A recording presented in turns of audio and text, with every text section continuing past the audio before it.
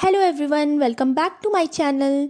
जो भी student UPSC CSC 2022 को टारगेट कर रहे हैं उनके लिए ये वीडियो काफ़ी इंपॉर्टेंट होने वाली है एंड काफ़ी यूज़फुल भी होने वाली है।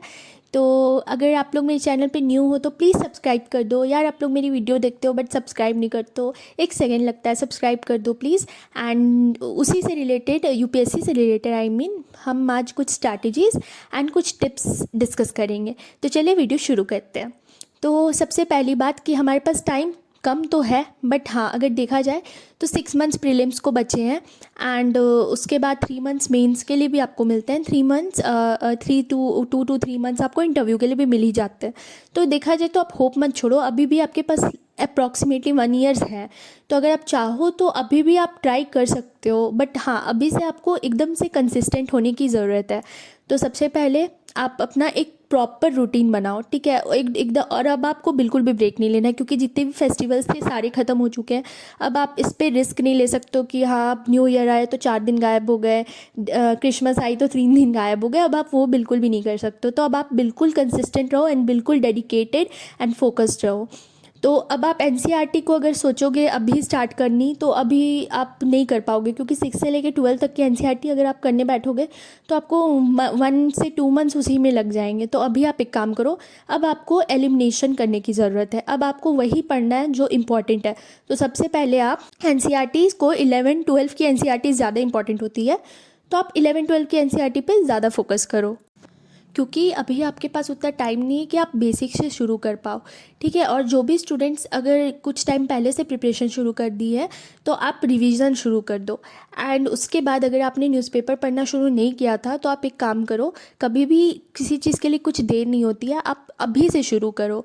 एंड जो भी आपके कुछ मंथ्स की करंट अफेयर्स छुट्टी होंगी, जैसे कि हमें अप्रॉक्सीमेटली 1 ईयर तक की करंट अफेयर पढ़नी होती है, तो आप अगर मान लो पहले की नहीं पढ़े हो तो बिल्कुल भी घबराओ मत। आप उसके लिए एक काम कर सकते हो कि आप जो मंथली मैगजीन्स आती हैं, एंड हाँ, मैं एक बात यहाँ बोलना चाहूँगी कि बहुत सारे स्टूडेंट्स को कन्फ्यूज़न होती है मंथली मैगजीन किसे बोलते हैं। बहुत सारे स्टूडेंट्स बोलते हैं कि योजना एंड कुरुक्षेत्र मंथली मैगजीन होती है। तो जी नहीं, वो मंथली मैगजीन नहीं होती है।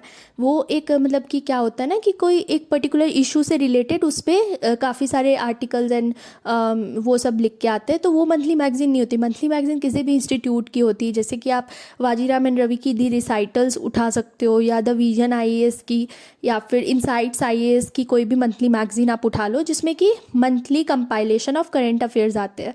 तो आप पहले के करंट अफेयर्स जो कि होते हैं अप्रैल से लेके अभी तक के, लाइक नवंबर तक के करंट अफेयर्स, आप उससे कवर कर लो। एंड आप क्या करो, दिसंबर से आप न्यूज़पेपर रीड करना शुरू कर दो, ठीक है। और आपकी इधर एनसीईआरटीज़ हो जाएंगी।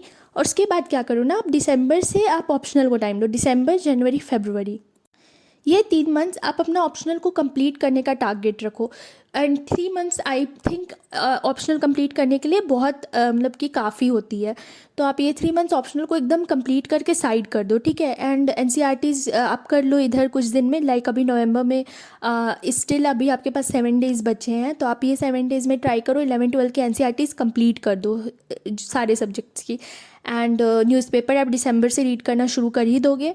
एंड उसके अलावा ना आप स्टैंडर्ड बुक्स में फोकस करो। स्टैंडर्ड बुक्स में भी क्या होता है ना कि जो इंपॉर्टेंट है वो रीड करो। एंड आप इतना ज़्यादा रिसोर्स मत कलेक्ट कर लेना कि आपके पास रिवीजन करने का टाइम ना हो। मैं हमेशा ये चीज़ बोलती हूँ कि आप उतना ही पढ़ो जितना आप रिवाइज़ कर सको, क्योंकि इस एग्ज़ाम में रिवीजन का काफ़ी ज़्यादा वैल्यू होता है, ठीक है। तो आप रिवाइज़ कर सको उतनी ही चीज़ें आप पढ़ो। एंड पढ़ाई के साथ साथ ना अब आप क्या करो कि जब आप फर्स्ट रीडिंग कर रहे हो, ऐसे तो फर्स्ट रीडिंग में नोट्स बनाना लोग प्रेफर नहीं करते हैं, बट अब क्या है ना, अब आपके पास टाइम की कमी है, तो आप एक काम कर सकते हो, आप जब रीडिंग करो ना तो आप बुक्स में ही छोटे छोटे नोट्स होते हैं ना, स्टिकी नोट्स जो होते हैं, उसको पेस्ट कर लो एंड उस पर ही अपने नोट्स बनाने शुरू कर दो। या फिर जो A4 साइज़ के शीट्स होते हैं उस पर आप अपने नोट्स बनाने शुरू कर दो। रीज़न कि मे भी हो सकता है आपके पास उतना टाइम ना बचे कि आप बुक को दोबारा से रीड कर सको, तो वो चीज़ आपके लिए एक प्रॉब्लम क्रिएट कर सकती है। तो क्या होगा ना, अगर आप नोट्स बना के रखोगे तो आप फिर एग्ज़ाम के टाइम पे उसको इजीली रिवाइज़ कर सकते हो। और अगर आप चाहते हो कि मैं स्टैंडर्ड बुक्स के लिए एक अलग से वीडियो लाऊं कि मैं कौन से स्टैंडर्ड बुक्स फॉलो करती हूँ, तो प्लीज़ कमेंट कर देना, मैं पक्का से ले आऊँगी। एंड उसके अलावा जैसे कि दिसंबर, जनवरी एंड फरवरी, आप 3 मंथ्स ना मेंस एंड प्रीलिम्स की साथ में प्रिपरेशन शुरू करो, ठीक है। एंड फरवरी के बाद ना आप मेंस को एकदम से छोड़ देना, इसलिए क्योंकि आपको उसके बाद प्रीलिम्स पे ध्यान देना होगा। तो मार्च अप्रैल मई आपके पास 3 मंथ्स प्रीलिम्स के लिए, एंड 3 मंथ्स प्रीलिम्स में अगर आप एकदम डेडिकेशन के साथ प्रिपेयर करते हो तो ट्रस्ट में आप प्रीलिम्स ईजिली निकाल सकते हो। एंड रहा प्रीलिम्स में, तो जैसे मान लो आप फरवरी तक अगर इंटीग्रेटेड दोनों की प्रिपरेशन कर रहे हो, मेंस एंड प्रीलिम्स की, तो काफ़ी हद तक आपकी जीएस की प्रीलिम्स की प्रिपरेशन साथ साथ में मेंस के हो जाएगी। बच रहा सी सेट, तो सी सेट के लिए ना आप वीकली एक टाइम डिसाइड कर लो। वीक में 1 या 2 दिन आप सी सेट को ज़रूर दो। सी सेट को बिल्कुल भी मत करना, क्योंकि I know C set qualifying होती है, बट बहुत सारे स्टूडेंट्स क्या करते हैं ना, उसे इग्नोर करते हैं। बट आप इग्नोर मत करो, क्योंकि जैसा कि आपने इस ईयर भी पेपर देखा होगा, सी सेट का लेवल पर ईयर काफ़ी ज़्यादा टफ होते जा रहा है, तो सी सेट को आप इग्नोर नहीं कर सकते हो। वीक में आप एक दिन रखो सी सेट के लिए। एंड उसके अलावा अगर आपकी सी सेट ज़्यादा वीक है, लाइक मैथ्स वगैरह ज़्यादा वीक है, तो 2 days are enough. Like 2-3 hours का आप प्रैक्टिस सेशन रख सकते हो सी सेट के लिए। एंड सी सेट के लिए ना मेरे पास एक काफ़ी अच्छी बुक है, अगर आप चाहते हो मैं उस बुक की रिव्यू आपसे शेयर करूं, तो आप ये भी कमेंट करके मुझे बता देना, एंड मैं आपसे शेयर कर दूंगी। एंड बाकी की जो चीज़ें हैं, लाइक इकोनॉमिक्स हो गई, एंड बाकी इंटरनेशनल रिलेशन हो गया, इन्वायरमेंट हो गई। तो इन्वायरमेंट में क्या होता है ना, बुक से काफ़ी बच्चे पढ़ते हैं, तो ठीक है, बुक इज़ गुड। बट हाँ, इन्वायरमेंट में आप एक पैटर्न नोटिस करोगे कि काफ़ी ईयर से ना इन्वायरमेंट में करंट बेस्ड क्वेश्चंस आ रहे हैं। बुक्स में जो होते हैं ना, वो काफ़ी ईयर से प्रिंटेड होते हैं, तो वो आपके बेसिक कॉन्सेप्ट के लिए ज़रूरी है। बट आप देखोगे तो करंट ओरिएंटेड क्वेश्चंस इन्वायरमेंट में ज़्यादा आ रहे हैं। तो आप अगर न्यूज़पेपर से इन्वायरमेंट को पढ़ोगे तो काफ़ी कुछ आपका उसमें भी कवर हो जाएगा। तो इकोनॉमिक्स, इंटरनेशनल रिलेशन, इन्वायरमेंट, ये तीनों चीज़ आपकी न्यूज़पेपर से काफ़ी हद तक कवर हो जाएगी। एंड बस यही बोलूँगी कि आप होप मत लूज़ करो, ठीक है, आप अपनी खुद की स्ट्रैटेजी बनाओ।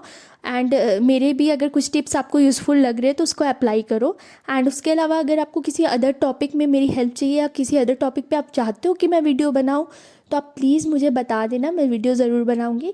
बस यही बोलूँगी, अपने ऊपर बिल्कुल भरोसा रखो, ठीक है। अभी होप मत लूज़ करना। अगर आप 2023 को भी टारगेट कर रहे हो तो ये मत सोचो कि हाँ अब तो टाइम पार हो गया, अब 2022 में नहीं देना है, तो एक काम करेंगे, एग्ज़ाम के बाद से स्टार्ट करेंगे। तो क्या होता है ना, टाइम बिल्कुल भी इसमें पता नहीं चलता है कि कैसे पार हो जाती है। तो आप अगर अभी से शुरू करोगे ना, तो आपकी काफ़ी ज़्यादा अच्छी प्रिपरेशन हो जाएगी 2023 के लिए। आपके पास बहुत टाइम होगा, तो आप अभी से प्रिपरेशन शुरू कर दो। एंड मेरे वीडियो को कंप्लीट देखा करो यार, एंड सब्सक्राइब भी कर दिया करो। एंड चलो, मैं आपसे अब अपने नेक्स्ट वीडियो में मिलती हूँ। तब तक के लिए bye bye, take care, and please subscribe my channel.